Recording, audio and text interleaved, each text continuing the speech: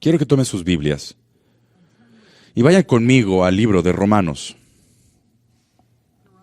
Romanos capítulo 1, y mientras que nuestras conferencias se enfoquen en claridad, mi tema es claridad en el Evangelio del Señor Jesucristo. Si te gusta tomar notas, es el título, ¿qué es el Evangelio? Signo de pregunta. Y no puedo pensar en otro mejor lugar al cual ir juntos el día de hoy que esta carta de Pablo al libro de Romanos. Y quisiera comenzar leyendo los primeros 7 versículos, capítulo 1, un texto que todos conocemos y estamos muy familiarizados. Y nuestro enfoque se encontrará al final del versículo 1, cuando Pablo escribe, y recuerden, esto es la palabra inerrante, infalible, suficiente, autoritativa de Dios, la cual es invencible e inmutable. Pablo, siervo de Cristo Jesús, llamado a ser apóstol, apartado para el Evangelio de Dios, que Él ya había prometido por medio de sus profetas en las Santas Escrituras, acerca de su Hijo, que nació de la descendencia de David según la carne, y que fue declarado Hijo de Dios con poder, conforme al Espíritu de santidad, por la resurrección de entre los muertos, nuestro Señor Jesucristo, por medio de quien hemos recibido la gracia y apostolado para promover la obediencia de la fe entre todos los gentiles, por amor de su nombre, entre los cuales estáis también vosotros, llamados de Jesucristo. Y a todos los amados de Dios que están en Roma, llamados a ser santos, gracia y a vosotros y paz de parte de Dios, nuestro Padre, y del Señor Jesucristo. Ha sido mi privilegio estos últimos días y décadas haber conocido a R.C. Sproul, el cual recientemente fue a estar con el Señor. Fue un profesor mío, fue el director de mi programa de doctorado en ministerio, y su huella que dejó sobre mi vida tiene gran importancia y sigue siendo muy importante hasta el día de hoy. Yo pude pasar mucho tiempo con el Dr. R.C. Sproul. Y recuerdo en alguna ocasión me dijo, Steve, yo he enseñado teología sistemática por décadas. Y yo siempre comienzo el semestre preguntando esta pregunta. ¿Qué es el Evangelio? Y esto era presentado a los hombres más inteligentes y destacados, los cuales han respondido sí al llamado de Dios sobre sus vidas, que han vendido sus hogares, han empacado sus maletas, han mudadose a otro país, a otra parte del mundo, sentarse en un seminario, aprender de eruditos, y a ellos les pregunta precisamente qué es el Evangelio. Dr. Sproul me dijo que estaba siempre confrontado con la realidad de cuán pocos estudiantes podían responder a esa pregunta con exactitud y bíblicamente. Me pregunto cómo responderías tú a esa pregunta. ¿Qué es el Evangelio? Tenemos que estar correctos de qué es el Evangelio, pues estar errados en qué es el Evangelio es errar en lo que más importa, en tu relación con Dios. Errar en lo que es el Evangelio quiere decir que estarás tú errado en 1000 otros lugares en tu teología. Tener un falso entendimiento del Evangelio quiere decir que tú eres un falso maestro, un falso profeta. No saber qué es el Evangelio quiere decir que no eres salvo y vas camino a la perdición. No puedes estar en pie correctamente delante de Dios y no saber qué es el Evangelio. Entender el Evangelio es tan importante. ¿Qué quiere decir la palabra Evangelio? Es una palabra en el original, evangelion, y la raíz, ángel, literalmente es un mensajero que contiene un mensaje. Hay un prefijo al principio, eu, lo cual quiere decir bueno, o elogía, algo bueno, una palabra buena. Por lo tanto, cuando tienes eu y la palabra raíz, euangelion, quiere decir las buenas nuevas, buenas noticias, las buenas noticias de salvación que han venido de parte de Dios en la persona de su Hijo Jesucristo, a personas que están bajo la ira de Dios, los cuales necesitan ser librados de la destrucción eterna. Las buenas nuevas. Y no solamente son buenas nuevas, son las mejores nuevas que cualquier persona ha escuchado. Martín Lutero, cuando él tradujo la Biblia a alemán, después de haber sido secuestrado y estar en el castillo de Wittenberg, él estuvo traduciendo la Biblia, lo que en 1522 salió.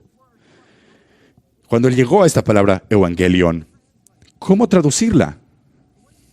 William Tyndale, unos años después, lo traduciría nuevas que dan gozo. Y Lutero, antes de traducir esta palabra, escribió, evangelion quiere decir un buen mensaje, buenas noticias, un buen reporte, lo cual alguien canta y dice con gran alegría. Por lo que cuando David, él conquistó a Goliat, el buen reporte que trajo ánimo a los judíos, que su enemigo terrible había sido matado, que habían sido liberados, y el gozo y paz que les había sido otorgado, lo cual los incitó a cantar y a bailar y estaban felices por las buenas noticias. Lutero escribe, así es el evangelio, buenas noticias de Dios, es un buen mensaje, es un buen reporte, el cual ha sido dado a todo el mundo, proclamado por los apóstoles. Dice la verdad acerca del verdadero David, que peleó contra la muerte y el pecado y el enemigo y los conquistó.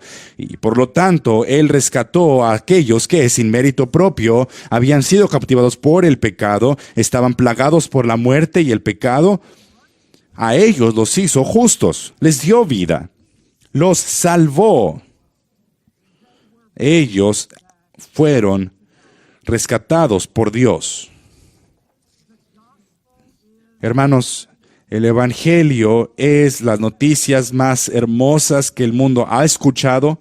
Y Romanos es esta carta de Pablo, la más grande que él escribió. Cuando abres tu Biblia hay 21 epístolas.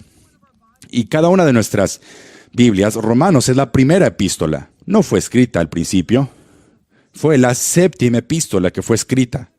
Fue la sexta epístola que Pablo escribió. Santiago, Gálatas, Primera Tesalonicenses, Segunda Tesalonicenses, Primera de Corintios, Segunda de Corintios. Todos fueron escritas antes de Pablo de manera cronológica. Pero cuando llegaron a poner el orden del Nuevo Testamento, Romanos siempre fue expuesta al principio de las epístolas. Y conforme Pablo escribe en la carta a los Romanos, es para presentar el Evangelio de Jesucristo, y las otras 20 epístolas, de alguna otra manera, apoyan aquello que Romanos enseña. Lutero llamó a Romanos la puerta del cielo. Lo llamó una puerta abierta al paraíso. Lo llamó la parte más importante del Nuevo Testamento. Lutero dijo de Romanos que era el Evangelio desplegado. No puede ser leída demasiado, ni puede ser meditada demasiado. Por lo que cuando pensamos en tener claridad del Evangelio, quiero ver con ustedes esos primeros 7 versículos, si el tiempo lo permite. Tal vez, a lo mejor vemos solamente la primera parte del primer versículo, no lo sé. Pero mientras vemos este texto, es como si en este prólogo, introducción, todo el libro de Romanos va a salir de estos primeros 7 versículos. Lo que Pablo tiene que decir acerca del Evangelio se encuentra de manera concentrada en estos primeros versículos. Así es que quiero con ustedes, mientras vemos el texto, tener algunos puntos que nos ayudarán a la introductoria. Quiero ver con ustedes el siervo del Evangelio. Y cuando comienza escribiendo, quiere que nosotros sepamos que Pablo no es el autor del mensaje, él simplemente es el mensajero. Por eso es que comienza diciendo, noten, Pablo, Detengámonos allí. Él comienza diciendo, Pablo, él es el mensajero que menos probable para presentar el evangelio. Él antes era un blasfemo, perseguía a la iglesia. Él era un hombre violento, agresivo en contra de la iglesia. Él era el más grande de los pecadores. Él es quien más atacaba el evangelio. Y a él exactamente lo escogió Dios para ser su mensajero. Continúa, siervo de Cristo Jesús. Es decir, él es un siervo, un esclavo, habiendo sido comprado por su maestro, su amo, para hacer la voluntad de su amo. Es llamado apóstol, soberanamente elegido, llamado con afecto, apartado desde el vientre de su madre. Y dice que ha sido él llamado a ser apóstol y apartado para el evangelio. Este es el llamado más grande que puede ser encomendado por Dios a cualquier persona, especialmente a cualquier hombre que sea llamado para predicar, que sea apartado para el evangelio de Dios. No hay llamado más grande bajo el cielo que ser apartado para el evangelio de Dios. Charles Haddon Spurgeon dijo que si Dios te ha llamado a ser su siervo, ¿por qué tú disminuirías tu posición a ser rey? Pues es el llamado más grande que existe.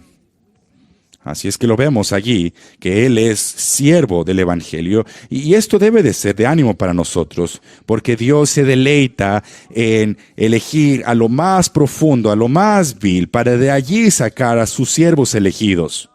La grandeza del Evangelio no se encuentra en el mensajero, se encuentra en el mensaje. Y Dios se deleita en tomar la persona que nadie se pensaría que sería un mensajero correcto para a través de él dar a conocer su evangelio. Ahora, número 2, ¿cuál es la raíz, la fuente del evangelio? Pablo solamente es el mensajero, pero ¿de dónde proviene el evangelio? Al final del primer versículo leemos las palabras, el evangelio de Dios. Esto es lo que nosotros diríamos que es un genitivo subjuntivo, quiere decir que el evangelio proviene de parte de Dios. El evangelio trata de Dios, no tenemos ninguna duda de esto, pero lo que esto enfatiza es que el evangelio ha provenido de lo más alto de los cielos, el evangelio ha descendido de más allá de este mundo, el evangelio ha descendido de Dios mismo para el hombre. Dios es la fuente de este evangelio. Dios es el autor y el arquitecto de este evangelio. Que este evangelio no fue diseñado por ninguna denominación. No fue puesta por ningún seminario. No fue elaborada por alguna iglesia. No, este evangelio proviene de la mente infinita de Dios, y no hay persona aquí que haya jamás podido pensar en un plan de salvación como se encuentra en el Evangelio. Esto es la solución de Dios para el problema del hombre. Esto es Dios actuando y hablando su Evangelio. Si nosotros dividiríamos esta conferencia aquí el día de hoy en diferentes grupos, y si por los próximos 10,000 millones de años nos reuniríamos, ningún grupo aquí pudiese haber elaborado un evangelio de salvación como el que Dios elaboró.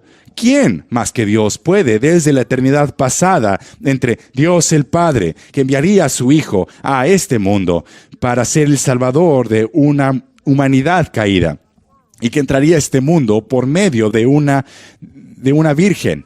¿Quién más que Dios hubiese podido pensar en el nacimiento virginal?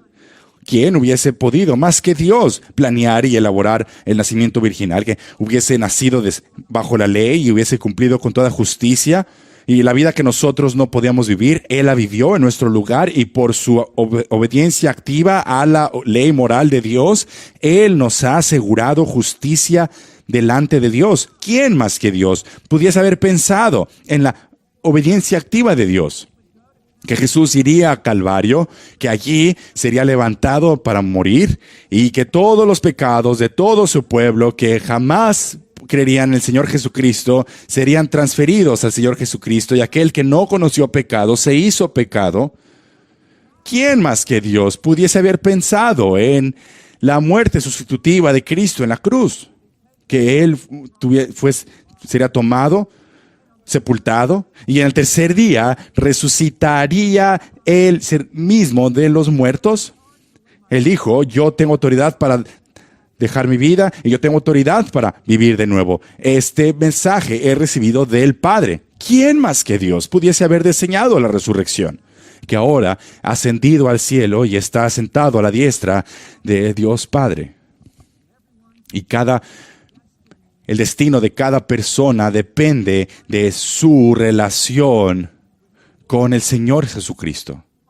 Solo Dios pudo haber diseñado este evangelio. Es el resultado del genio increíble del Dios Todopoderoso.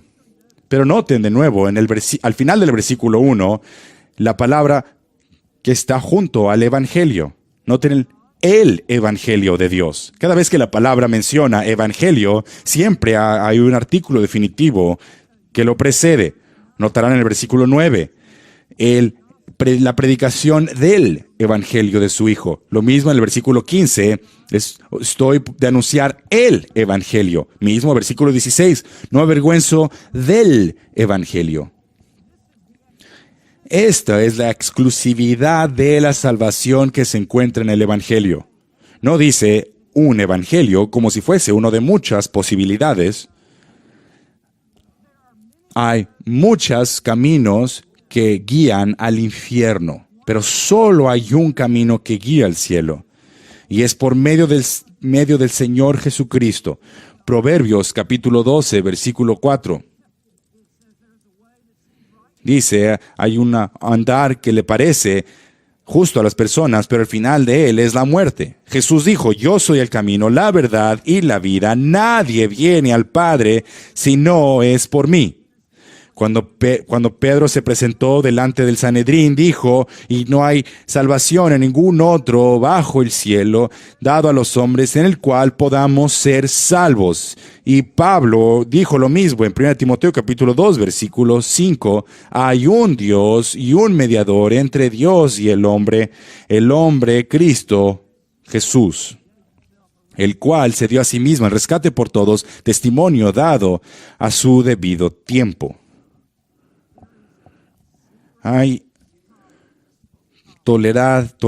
No hay tolerancia para aquella persona el cual cambia el evangelio. No puedes añadirle nada, no puedes quitarle nada. Y en el último día, cada uno de nosotros tendremos que dar unas cuentas de nosotros mismos, de aquel que nos ha llamado al ministerio, que hemos predicado el evangelio más puro que nosotros pudiésemos predicar. Esta es la fuente del evangelio, es el evangelio de Dios, es la solución de Dios para nuestro dilema. ¿Y cuál es nuestro dilema? ¿Cómo es que nosotros, Dios santo y nosotros pecadores pueden juntarse? ¿Cómo es que una persona pecadora que no es santa puede hacerse hecha correcta delante de Dios que es santo? Y es por medio del evangelio del Señor Jesucristo. Esto nos guía, número 3, a la estabilidad del evangelio. Noten el versículo 2. Quiere que sepamos que este no es un nuevo mensaje. No ha sido inventado recientemente. No es un mensaje contemporáneo reciente. Este es un mensaje antiguo.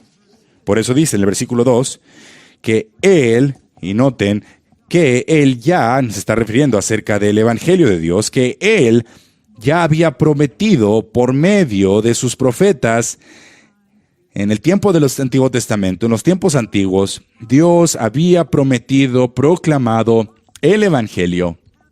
¿Cómo lo hizo? Dice, versículo 2, por medio de sus profetas. Y había hubo una larga lista de profetas a lo largo de las décadas, a lo largo del Antiguo Testamento, que proclamaban y declararon este evangelio. ¿Dónde encontraríamos este evangelio que los profetas proclamaron? En toda la escritura, las santas escrituras, versículo 2.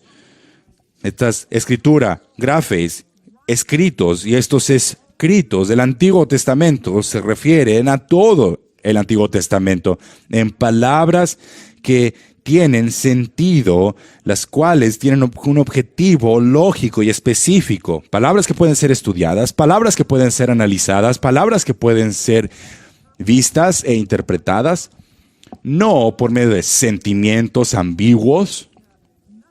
Nada de aquello nos ha sido dada en el Antiguo Testamento. El Evangelio fue anunciado a Adán y a Eva. Fue creído por Abraham. Fue registrado por Moisés. Fue presentado en el sistema levítico.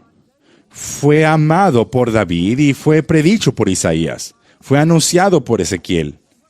Y lo que nosotros vemos en el versículo 2 es que el Evangelio que fue proclamado en el Nuevo Testamento es el mismo Evangelio que fue prometido en el Antiguo Testamento.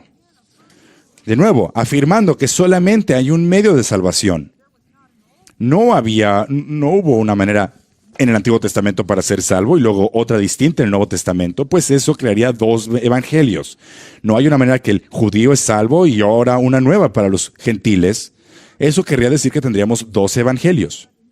Pero no, el evangelio que fue proclamado en el Antiguo Testamento es exactamente el mismo que es proclamado en el Nuevo Testamento. Cada vez que cualquier persona, en cualquier momento, en cualquier lugar, es justificado delante de Dios, es justificado por medio del mismo evangelio, por gracia, por medio de la fe en Cristo. Y no hay otro evangelio. Y las personas en el Antiguo Testamento eran salvos por medio de ver hacia el futuro, la primera venida del Mesías, al igual que nosotros somos salvos al ver a su primera venida en el pasado y todos nos juntamos en la cruz, poniendo nuestra fe en el Señor Jesucristo. Toda la Biblia, todo el mensaje de la Biblia, trata con Cristo. En el Antiguo Testamento decía que vendría, los 4 evangelios dicen, está aquí, el libro de Hechos lo proclama, en las epístolas lo explican, el libro de Apocalipsis dice que volverá y todo apunta al Señor Jesucristo. Todo el evangelio se basa en todos los escritos del Antiguo Testamento.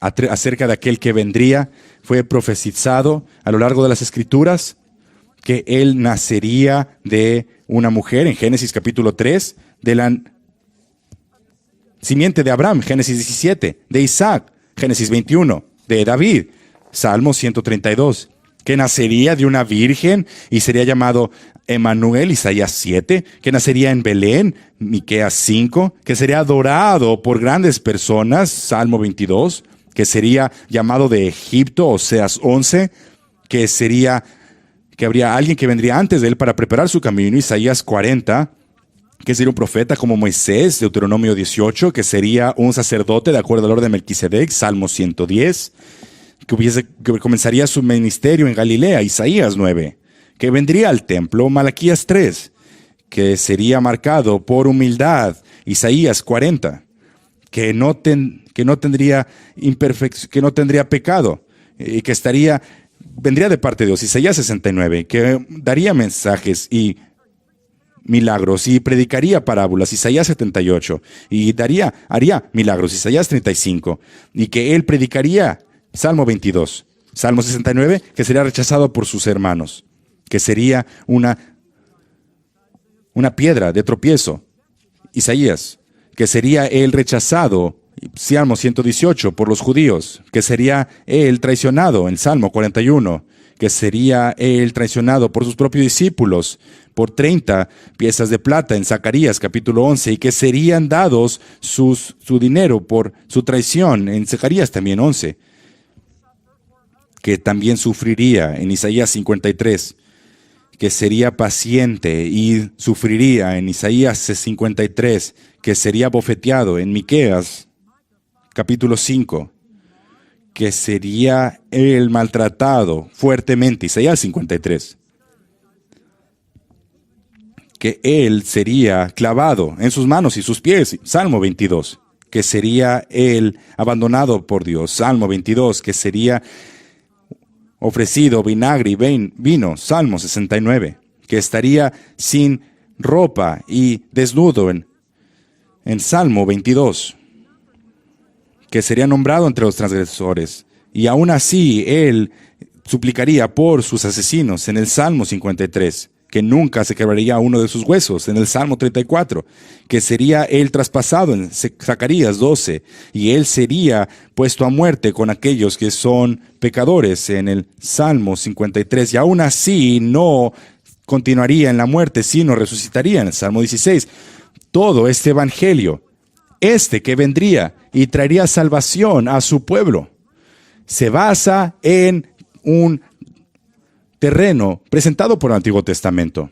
La probabilidad matemática de que todas estas profecías serían completadas en un solo hombre es tan astronómico que ha sido dicho que si tú tuvieras el estado de Texas, desde el punto norte hasta el punto sur de todo el estado de Texas, y lo llenes lleno de billetes de $1 hasta tan alto, hasta los hombros, y tú volases con un helicóptero y vieras el estado de Texas con billetes de $1, tantos billetes, está dicho que matemáticamente un solo dólar de todos esos que se pertenecen que podrías ver allí, esa es la probabilidad de que todas las profecías se cumpliesen en un solo hombre.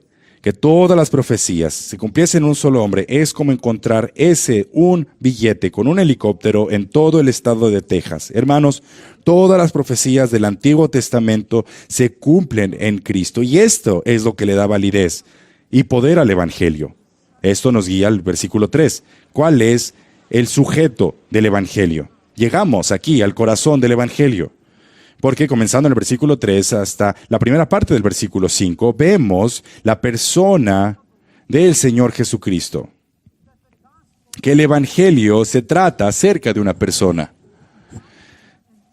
Y Pablo dedica la mayor parte de este prólogo inicial no al sujeto del Evangelio, sino a la sustancia del Evangelio. Y ahora comienza a hablar acerca del Señor Jesucristo. En el versículo 3 vemos aquí uno de estos versículos hermosos que la deidad de Cristo y la humanidad de Cristo se reúnen en una sola persona, y Mike Riccardi estará hablando acerca de eso en su mensaje en la próxima sesión. Aquí vemos uno de estos versículos que es casi como si el universo se está contenido en un solo pedacito, en un solo versículo. Habla acerca de la deidad de Cristo. Dice acerca de su Hijo. Que, noten, el Evangelio trata acerca de su Hijo. No trata acerca de cualquier otra persona o cualquier otra circunstancia. Trata acerca de Cristo. Él es la sustancia y el objeto del Evangelio. Él es el alfa y el omega del Evangelio. Él es el primero y el último del Evangelio. Si tú quieres predicar el Evangelio, tú debes de correr a hablar acerca de Cristo y predicar a Cristo y a Él crucificado. Por eso es que dice, acerca de su Hijo. Esta es una oración que habla acerca de la deidad de Cristo, que Él es el Hijo de Dios, que Él es coigual al Padre y Dios el Espíritu Santo, que Él es la segunda persona de la Trinidad, de la misma esencia del Padre y del Espíritu. Colosenses capítulo 2, versículo 9, toda la plenitud de la deidad habita corporalmente en Él. Juan capítulo 1, versículo 1, en el principio era el Verbo, y el Verbo era con Dios, y el Verbo era Dios. Isaías capítulo 9, versículo 6. Será llamado un hijo, y será llamado su nombre admirable, consejero, Dios fuerte, Padre eterno. Aquí vemos la deidad de Cristo. Pero luego, continuamos leyendo en el versículo 3, que nació el Hijo de Dios, nació, entró a la raza humana, se tomó forma de hombre. Aquí vemos el nacimiento virginal, el cual Él nació no solo como cualquier persona, sino que Él descendió como descendiente de David, de acuerdo a la carne. Él vino de acuerdo a la línea mesiánica. Él es el Hijo de Dios de toda eternidad y es el Hijo de David. Y al entrar a la raza humana, Cristo tuvo que convertirse en un hombre en el Evangelio de Dios. ¿Por qué es que Cristo tuvo que convertirse en un hombre? Bueno, porque nosotros no podemos levantarnos a nosotros mismos a las alturas del cielo para escalar a el trono celestial. Toda nuestra justicia es como trapos de inmundicia. Dios tiene que dejar el cielo y venir hasta lo más profundo, aquí con nosotros, entrar a este mundo lleno de pecado y de tentación, de tal manera que pudiese entonces a nosotros elevarnos y llevarnos al cielo. Tenía que nacer de una virgen, para que entonces nosotros pudiésemos nacer de nuevo. Tenía que ser el Hijo del Hombre, para que entonces nosotros pudiésemos ser hijos de Dios. Él tenía que venir a nosotros para entonces elevarnos a nosotros al cielo.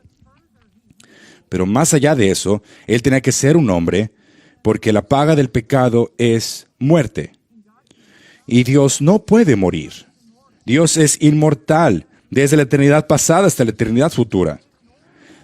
Para que Jesús pudiese morir como nuestro Salvador, Él debe de tomar la forma de humanos para sufrir con la culpabilidad de la ley, que es muerte. Por eso es que Dios tuvo que ser hijo de David, para entonces poder morir en nuestro lugar y poder ser el sacrificio único por nuestros pecados.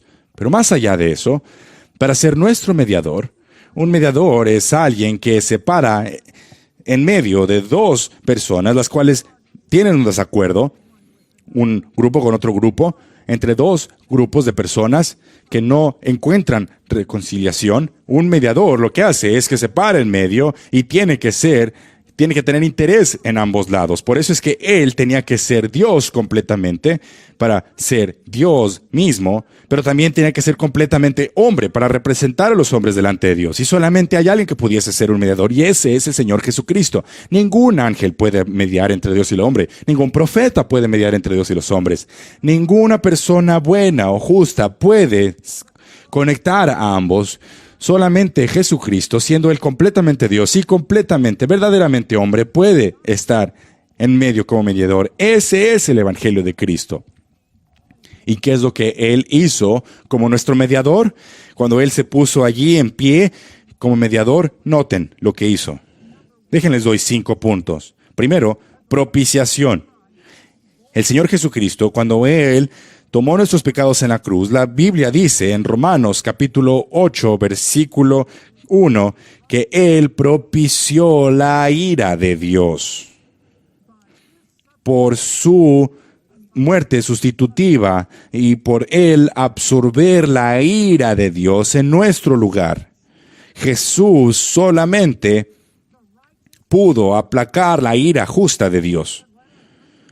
Déjenles recuerdo esto. Dios está airado todos los días contra el malo. Dios está en batalla en contra de pecadores. Pero Dios ha demostrado su amor hacia nosotros, que aun cuando nosotros éramos pecadores, Cristo murió por nosotros. Y en esa muerte Él propició la ira de Dios. Por eso es que dice en Romanos capítulo 8, versículo 1, ahora ya no hay condenación para aquellos que están en Cristo. Y la Biblia dice en Romanos capítulo 5, versículo 1, habiendo sido justificados por la fe, tenemos paz para con Dios, por medio de nuestro Señor Jesucristo. Cuando Él tomó esa ira, esa copa de la ira de Dios, la cual Él mencionó en el jardín antes de su muerte, Él tomó toda nuestra culpabilidad y pecado, y la ira justa de Dios que debería de estar sobre nosotros fue completamente aplacada y propiciada por Cristo. Eso es la propiciación. Segundo lugar, lo que Cristo cumplió, reconciliación. Escuchen, nosotros estamos en enemistad con Dios. Dios está en enemistad con pecadores. Y hay un gran vacío entre Cristo la ira de Dios y nosotros. Y la única manera que nosotros podemos ser reconciliados con Dios es por medio de la sangre que Jesús derramó en el Calvario, pues Él reconcilió a hombres pecadores con un Dios santo, y Él fue quien trajo a ambos en reconciliación. Y una persona no puede reconciliarse con Dios separados de la cruz reconciliadora de Cristo. La tercera cosa es redención. Pues Él, al derramar su sangre en Calvario, Cristo compró a su amada de el pecado y la muerte para ser reconciliados con Dios. Él nos compró con su sangre. Ahora nosotros somos su posesión. Y aquel que Dios libra es libre en verdad. Él nos ha rescatado de ser esclavos de aquella vieja manera de vivir. Primera de Pedro, capítulo 1, versículo 18, dice, sabiendo que fuisteis redimidos de vuestra mala manera de vivir, no con plata ni oro, sino con sangre preciosa, como de un cordero, sin tacha y sin mancha, la sangre de Cristo.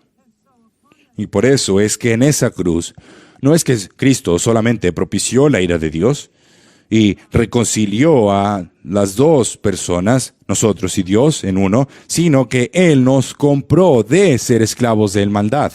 Y ahora nosotros somos esclavos de Dios. La cuarta palabra es expiación. Cristo, conforme Él tomó nuestros pecados, Él cargó con nuestros pecados sobre la cruz, es lo que dice Primera de Pedro, capítulo 1, versículo 24, que Él fue el Cordero que quita el mal del mundo. Cristo, por medio de su muerte en la cruz, Él quitó la pena de nuestro pecado y la ha quitado muy, muy lejos. ¿Qué tan lejos, me preguntarías? La Biblia dice que Él ha puesto nuestros pecados en las partes más profundas del mar. Él ha olvidado, ha puesto nuestros pecados a sus espaldas, ya no se acuerda de nuestras maldades. Él nos ha expiado de pecado, así como en el día de expiación, cuando el sacerdote ponía sus manos sobre el cordero sacrificial y era llevado al desierto. Eso era una señal de cómo un cordero de parte de Dios tomaría nuestros pecados y expiaría, es decir, tomaría nuestros pecados y los llevaría muy, muy lejos. Y finalmente, la palabra justificación. Cuando Dios se puso de pie como nuestro representante, como Phil Johnson lo predicó, cuando Él, en ese acto último de obediencia, en esa obediencia pasiva en la cruz, no es solamente pasiva, es esta pasión de Cristo en la cruz, y en este acto de obediencia, Él hizo a muchos justos, y justificación y redención nos ha sido dada por medio de la muerte sustitutiva de Cristo en la cruz. ¡Qué evangelio! ¡Qué glorioso es este evangelio! Estas son buenas nuevas de parte del cielo. Y ahora en el versículo 4. Si el versículo 3 tiene que ver con la persona de Cristo, el versículo 4 tiene que ver con la prueba de quién es Cristo. Noten el versículo 4. El evangelio se trata acerca de una persona y que fue declarado. No fue susurrado, no fue dicho en voz baja, sino declarado hijo de Dios, con poder que es sobrenatural. Este poder que cambia las cosas por medio de la resurrección de entre los muertos, versículo 4. Esa fue la validez última de Dios sobre Cristo. Esa fue la visión sobrenatural del poder y la posición de Cristo al validar el sacrificio de Cristo al resucitarlo de la cruz. Miles de personas morían en la cruz. De hecho, Josefo, historiador, decía que había tantas crucifixiones que decía, virtualmente los romanos van a terminar con los bosques, pues ya crucifican a tantas personas. Miles eran crucificados, pero solo uno resucitó de entre los muertos. Y ese es el Señor Jesucristo mismo. Y la resurrección valida y vindica que Él y su muerte fueron perfectas una vez por todas por aquellos que confían en Él. Y Pablo ahora, cuando llega al final del versículo 4, concluye enfáticamente diciendo, nuestro Señor Jesucristo. Los tres nombres de Cristo. Jesús es ese nombre de salvación. Quiere decir Jehová salva. Es Jehová que ha venido en forma humana, quien ha venido a rescatar a unas personas. Mateo capítulo 1, versículo 21, le pondrán por nombre Jesús, porque Él salvará al pueblo de sus pecados. Lucas capítulo 9, versículo 10, que Él vino a salvar a aquello que estaba perdido. Todo eso está incluido en el nombre Jesús. Y preguntarás, ¿de qué debemos ser salvos? La respuesta es de Dios. Debemos de nosotros ser puestos a salvo de Dios. Y hay solamente uno que puede salvarnos de Dios, y eso es Dios mismo. Por eso es que el Evangelio es que salvación es de parte de Dios, por Dios, para Dios. Solo Dios puede salvarnos de sí mismo. Solamente Dios puede salvarnos de su propia ira. Y su gracia ha triunfado sobre su ira. Y eso se encuentra en el nombre Jesús. El nombre Cristo, el cual es un título, quiere decir el ungido. Si Jesús es su nombre que indica salvación, Cristo indica su poderío. Quiere decir que Él es ungido en el poder del Santo. Que Él ha sido dado poder dentro de su humanidad por la tercera persona de la Trinidad.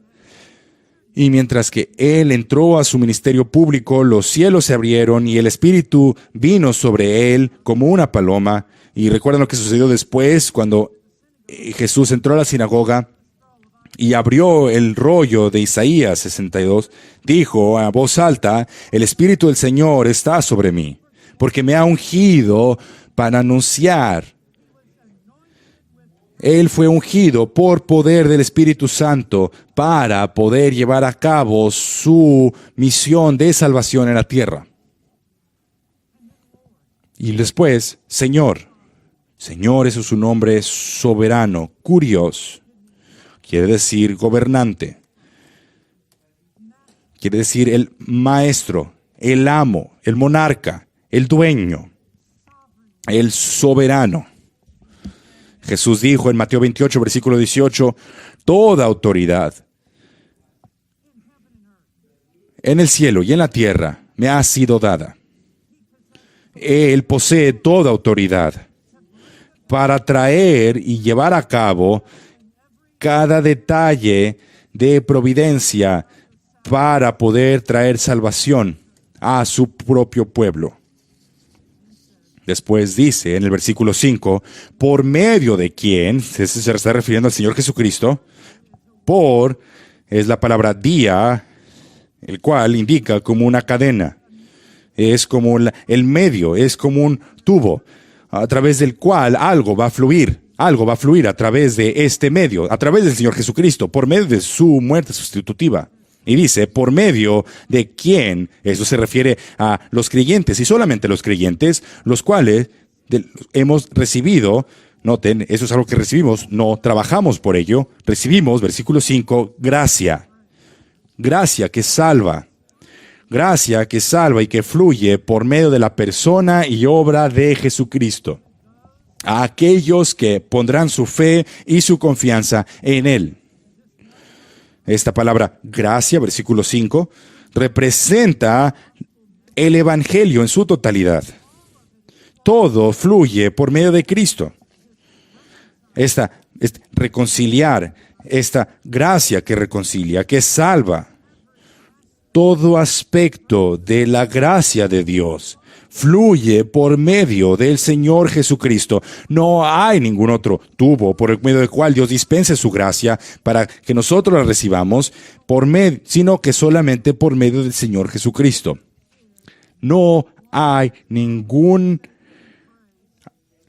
gota de gracia fuera del Señor Jesucristo. Todo es exclusivamente dispensado por Jesucristo a aquellos que vienen y creen en y por medio de Cristo. Y luego continúa diciendo y escribiendo que Él no solamente quiere que sepamos que la salvación viene de parte de Dios, sino que también su ministerio, versículo 5, apostolado, de aquel que es la cabeza de la iglesia, aquel que ha dado dones a los hombres, algunos como apóstoles, algunos como profetas o maestros y evangelistas. Todo proviene por gracia del cielo, de la cabeza de la iglesia, a cada uno de los miembros de la iglesia. ¿Lo ven cómo Cristo es el epicentro del Evangelio?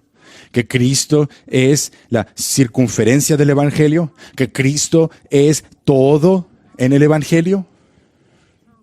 Charles Eden Spurgeon dijo, si quieres más conversiones, pon más de Cristo en tus predicaciones. Si quieres más avivamientos, pon más de Cristo en tu predicación. Dijo, un sermón sin Cristo es una cosa horrible. Si dejas a un lado a Cristo, has dejado el día, has dejado el sol del día, has dejado la luna de la noche, has dejado el agua del mar, has dejado las agua del río, has dejado la cosecha del año, has dejado el alma del cuerpo, has dejado a un lado el gozo del cielo. No hay evangelio que valga la pena proclamar si Cristo es ignorado. Dijo, un evangelio, un mensaje sin Cristo es como un pozo vacío, el cual se burla del peregrino que tiene sed. Es como una nube sin agua. Un sermón sin Cristo no tiene ningún poder salvífico, pues Él es el poder salvífico para salvar pecadores. Él es el Salvador del mundo. ¿Predicas a Cristo? ¿Predicas a Cristo y a Él crucificado? Pablo, conforme él traía a un punto toda su teología y hablaba a los Corintios, en 1 Corintios capítulo 1, dijo, yo predico a Cristo y a Cristo crucificado. En capítulo 2, versículo 2, me propuse saber entre vosotros nada excepto a Cristo y a este crucificado. Y en Colosenses capítulo 1, versículo 28, nosotros le proclamamos a Él. Proclamemos a Cristo, proclamémosle a Él. Ahora, continuemos. Número 5, el poder del Evangelio. El Evangelio tiene poder para cambiar almas. El Evangelio hace más que solamente dar perdón. El Evangelio da poder para poder vivir vidas nuevas. Es lo que dice en el versículo 16. Pero aquí en el versículo 5 de Romanos 1 dice, para promover la obediencia de la fe. Fe aquí es el elemento del Evangelio. Hay en el Evangelio un elemento objetivo y subjetivo. El elemento objetivo es lo que se ve en el versículo 2, 3 y 4. Estos son las señales, lo que hace el Evangelio. Pero ahora en el versículo 5 vemos el objetivo del Evangelio, por medio del cual proviene el Evangelio, que es, versículo 5, fe. La única manera que un pecador puede ser salvo es por medio del actuar en fe, en obediencia a Dios. Pues por fe hemos sido salvos, por gracia, y esto no de vosotros, sino es un don de Dios, no por obras para que nadie se gloríe. Pero esta fe salvífica no es solamente una afirmación intelectual, no es una respuesta emocional, es algo que tiene que ver con la voluntad. Es más que solamente la mente y las emociones. Hay la voluntad, la cual se activa en esta verdadera fe salvífica, la cual comienza en el momento de la conversión. El primer paso a través de la puerta estrecha es la obediencia y la fe salvífica, y lo dice aquí, para promover, es decir, versículo 5, el Evangelio promueve la obediencia a la fe. Esta obediencia a la fe quiere decir la fe que produce obediencia, o la obediencia que la fe produce. Toda la verdadera fe salvífica produce obediencia a la voluntad y obra de Dios. No hay aquí una predicación de un evangelio de antinomianismo, es decir, un evangelio que no promueva a Cristo como el Señor. Es obediencia, la cual es la marca de una fe verdadera. Mateo capítulo 7, versículo 21, no todo aquel que me dice, Señor, Señor, entrará en el reino de los cielos, sino aquel que hace la voluntad de mi Padre que está en los cielos. En Romanos capítulo 10, versículos 9, dice, si confiesas con tu boca Jesús como Señor y crees en tu corazón que Dios le resucitó de entre los muertos, serás salvo. Obediencia es un elemento esencial en la fe salvífica verdadera. Este es el poder del Evangelio. Provee todo lo que necesitamos. Y la fe que Dios provee como resultado de la regeneración es la fe que es activada, que es dinámica, que se sujeta al señorío de Jesucristo y es obediente a la voluntad y palabra de Dios. Ahora, de manera breve, número 6, la plenitud del Evangelio. ¿A quién debe de ser predicado este Evangelio? Noten, dice, versículo 5, entre todos los gentiles. Es una manera de decir, hay gran gracia para todas las personas, en todo lugar, de toda lengua, tribu y nación, personas. El Evangelio debe de llegarles a todos ellos. Los gentiles, aquí se refiere a todas las naciones. Y Pablo especifica esto en el versículo 14 cuando dice, tanto a griegos como a bárbaros. Griegos eran los educados. Griegos eran quienes tenían estatus social. Ellos eran pulidos. Y Pablo decía, versículo 14 del capítulo 1, yo quiero alcanzar a los griegos, pero también menciona a los bárbaros. Los bárbaros eran aquellos sin categoría y estatus social, aquellos que no podían hablar, que no sabían escribir, no sabían hablar. Eran crudos, rudos, y cuando abrían sus bocas, ellos se escucharían como solamente burucas. Tú eres uno de esos bárbaros. Ni siquiera entendemos lo que nos estás diciendo. Tú has terminado con la lengua nuestra. Y Pablo decía, yo quiero alcanzar a ellos que están en el sótano, yo quiero alcanzar a aquellos que están en la azotea. Esta es una manera que se llama inclusio, es decir, que él quiere alcanzar a todos, tanto los altos como los bajos, y todo lo que está en medio. Es decir, si alguien dice quiero ir de este a oeste, quiere decir todo lo que está en medio también. Lo que Pablo está diciendo aquí es que él está obligado a predicar el evangelio a aquellos que están en lo alto y a aquellos que están en lo bajo. Y cada persona que esté en medio, en la providencia de Dios, que pueda él alcanzar. Y hace lo mismo al final del versículo 14, cuando dice a los sabios y a los ignorantes. Los griegos allá arriba, en sus alturas, son los sabios, y los bárbaros son los ignorantes, los cuales no tienen entrenamiento ni educación, y ellos aún son necios, aún en los caminos del mundo. Pablo lo que está diciendo es que este evangelio es para todos los gentiles, y es para gloria de su nombre.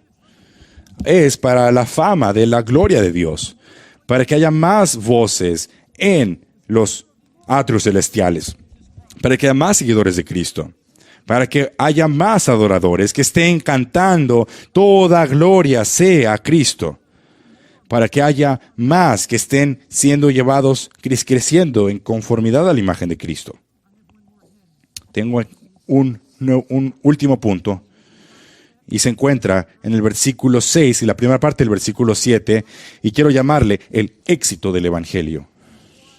Y antes de leer el versículo 6, quiero decirles que Dios garantiza el éxito de su propio Evangelio. Cristo no murió en vano. Habrá una novia de redimidos que vendrán a conocer al Señor Jesucristo. El Evangelio no regresará vacío. Cristo, Dios mismo, garantiza el éxito de su propio Evangelio. Y Él enviará un llamado a todos los elegidos. Y cuando el Evangelio es proclamado por ti y por mí, Dios efectualmente, irresistiblemente, llamará a fe, así en fe en Jesucristo, a aquellos que Él ha elegido antes de la fundación del mundo. Así es que por eso dice en el versículo 6, entre los cuales estáis también vosotros. Noten, cuando dice también vosotros, no solamente aquellos que están llamados en Roma, sino aquellos que también están llamados en Corinto, en Éfeso, en Colosa y Filipos. En todos los lugares, todos están por todos lados del mundo. Entre los cuales también vosotros, llamados de Jesucristo. El objetivo definitivo, han sido llamados, es un grupo específico, aquellos que han sido llamados de las tinieblas a la luz, aquellos que han sido llamados por el poder salvífico mismo de Dios. Los teólogos siempre tienen que hacer distinciones. Y debemos de nosotros hacer una distinción clara entre los dos llamados que tienen que ver con la salvación. Hay un llamado externo y hay un llamado interno. El llamado externo es el llamado del mensajero, es el llamado del predicador, es el llamado del que enseña el domingo en la mañana, del misionero, del padre. Es el llamado que es dado conforme el evangelio es proclamado. Y no puede ir más allá que el oído. Porque para que una persona sea salva, debe de existir un segundo llamado. Ese llamado no es proclamado por un hombre. Ese llamado es dado por Dios mismo.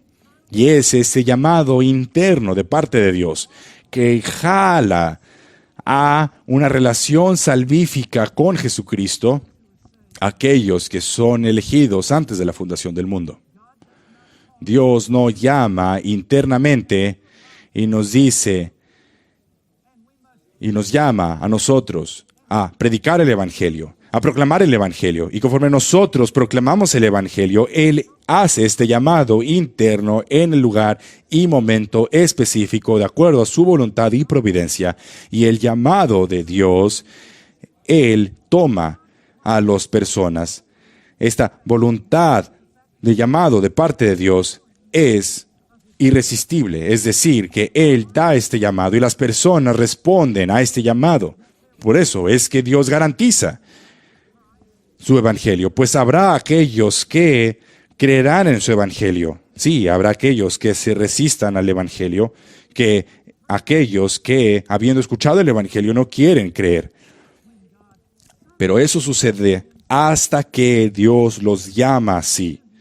Aquellos que conoció, a ellos predestinó, y aquellos que predestinó, a esos llamó, y a esos que llamó, Él justificó, y aquellos que justificó, a ellos glorificó. A aquellos que, con el grupo que comenzó en la eternidad pasada, es el mismo grupo con los cuales Él cumplirá su obra en la eternidad futura. Aquello que sucedió en la eternidad pasada, que eligió, es decir, aquellos que Él conoció, llamó y decidió amar con este amor distinto, son los mismos que Él predestinó en eternidad pasada. Y en esa voluntad salvífica de Dios, ahora se ve en el tiempo conforme Dios llama a las personas. Hermanos, Él me llamó en un momento, y Él te llamó en un momento, y estábamos en momentos y lugares distintos, pero todo bajo la soberanía de Dios. Y Dios conquistó nuestro duro corazón, y Él nos quitó este corazón de piedra, y nos dio un corazón de carne, y nos dio el regalo de arrepentimiento y nos resucitó a nosotros de nuestra muerte. Y nosotros respondimos al llamado porque nos dio oídos para oír, nos dio ojos para ver, nos dio un corazón para creer. Y en ese momento que nosotros fuimos regenerados, Nosotros llamamos al nombre del Señor, pues Él nos llamó primero y Él nos justificó. Y un día en la eternidad futura nos glorificará. No habrá nadie que se pierda en el camino. Nadie va a ser añadido tampoco en el camino. Dios tiene este evangelio ya hecho, establecido. Y si no vas a predicar el evangelio, Dios va a llamar a alguien más a predicar el evangelio, para que cada uno de sus elegidos sean llamados por medio de un predicador que los llame a fe y arrepentimiento al Señor Jesucristo. Hermanos, Dios, Él garantiza el éxito de su evangelio. Y por eso es que continúa en el versículo 7, aquellos que son amados de Dios en Roma, llamados a ser santos. Eso no quiere decir que son llamados santos, son llamados a ser santos. Fueron llamados a fuera de la tumba del pecado, resucitados por el poder del Espíritu. Son llamados por Dios. Cuando Dios dijo, Lázaro, sal de allí. Si Lázaro no hubiese dicho Lázaro, todos habrían resucitado.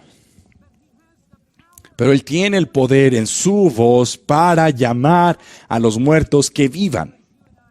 Así conforme tú y yo predicamos el evangelio, el poder de Dios se activa en nuestros ministerios. Y todos aquellos que Él conoció, predestinó, serán llamados, ya sea que estén en Roma, en Filipos, en Los Ángeles, en Dallas, en Atlanta. No, lo que nosotros tenemos que hacer es ir y proclamar el evangelio a todas las personas y dejamos los resultados a un Dios soberano que llamará a sus propias personas a sí mismo. Spurgeon dijo, predique el evangelio. Las puertas del infierno temblarán. Predica el evangelio para que los pródigos vengan a casa. Predique el evangelio a toda criatura. Es el mandato del maestro y es el poder del maestro a todos aquellos que creen. Terminando este mensaje, hermanos, sería tonto para mí creer que todos aquí en este edificio son creyentes en el Señor Jesucristo. Jesucristo solamente tuvo 12 y uno era un diablo. ¿Cuántos de aquí nosotros estamos todavía están fuera del reino de Dios? Y si tú el día de hoy has escuchado este evangelio, estás seguro que conoces al Señor Jesucristo como tu Señor y Salvador. Te has arrepentido de tus pecados. Has abandonado tu religiosidad y tu autojusticia. Has renunciado tu vida de pecado. Has volteado al Señor Jesucristo. Has tú corrido a su gracia y misericordia. Has dicho, Señor, ten misericordia de mí, pecador. Has tú negándote a ti mismo. Has tomado tu cruz y te has hecho un siervo y seguidor de Cristo. Jesús dice, vengan a mí todos los que están cansados y cargados, y les daré descanso. Tomen mi yugo sobre vosotros y aprendan de mí, porque soy manso, y encontrarán descanso a sus almas, pues mi yugo es fácil y ligera mi carga. La única cosa que tú abandonarás es tu pecado, y a cambio recibirás su justicia. Él te limpiará de tus pecados. Él te dará un corazón nuevo. Él te dará una vida nueva. Él te dará una justicia delante de Dios. ¿Por qué no vendrías a Él? ¿Por qué no vendrías hoy? ¿Por qué dejarías esto para mañana venir a Él en fe en Jesucristo? Y si tú estás escuchando estas palabras y no conoces a Cristo, te dice, ven por la puerta estrecha. Él es esta puerta estrecha. Ven a Él. Si alguno tiene sed, ven a mí y beba. Y de lo más profundo de Él fluirán ríos de agua viva. Será la mejor decisión de tu vida, que dejes a un lado tu pecado y voltees al Maestro, al Salvador, y recibas su perdón y la gracia que Él da libremente. Si nunca has creído en el Señor Jesucristo, aún aquí en una conferencia para pastores como esta, cree en el Evangelio, cree en las buenas nuevas, cree en aquel Señor Jesucristo. Sin Cristo tú vas camino a la perdición. Sin Cristo no tienes esperanza. Sin Cristo tú estás bajo la ira de Dios. Sin Cristo tú eres el objeto de su ira. Pero en Cristo tienes salvación, libertad de destrucción. En Cristo has sido rescatado de toda ruina. Cristo dice, aquel que viene a mí, a nadie repudiaré. Él es el amigo de pecadores y Él es el que ha venido a llamar a aquello que estaba perdido. Qué cosa tan gloriosa es que tú estés aquí en una conferencia para pastores y que tú en estos momentos vengas a los brazos abiertos del Señor Jesucristo y recibir su salvación gloriosa. Si nunca lo has hecho, hazlo en estos momentos. Escucha, ahora es el momento de salvación. Hoy es el día de salvación. Aquel que endurece su corazón será prontamente cortado y no habrá remedio. No te enorgullezcas del día de mañana, porque no sabes lo que traerá el día de mañana. Ven al Señor Jesucristo en este momento, hoy, y recibe su gracia salvífica, que se encuentra en el Evangelio del Señor Jesucristo. Oremos. Padre, gracias por el poder y pureza y la profundidad que encontramos en el mensaje del Evangelio. Hemos sido apartados para ti desde el vientre de nuestra madre. Y ahora predicamos tu Evangelio, testificamos de este Evangelio. Y nos llamas a llevar este Evangelio a las naciones. Dios, oramos que tú muevas nuestros corazones aquí el día de hoy, para darnos a nosotros mismos por el bien de este Evangelio, aún más de lo que hemos hecho el día de ayer, en sujeción y adoración a ti. En el nombre de Jesús. Amén.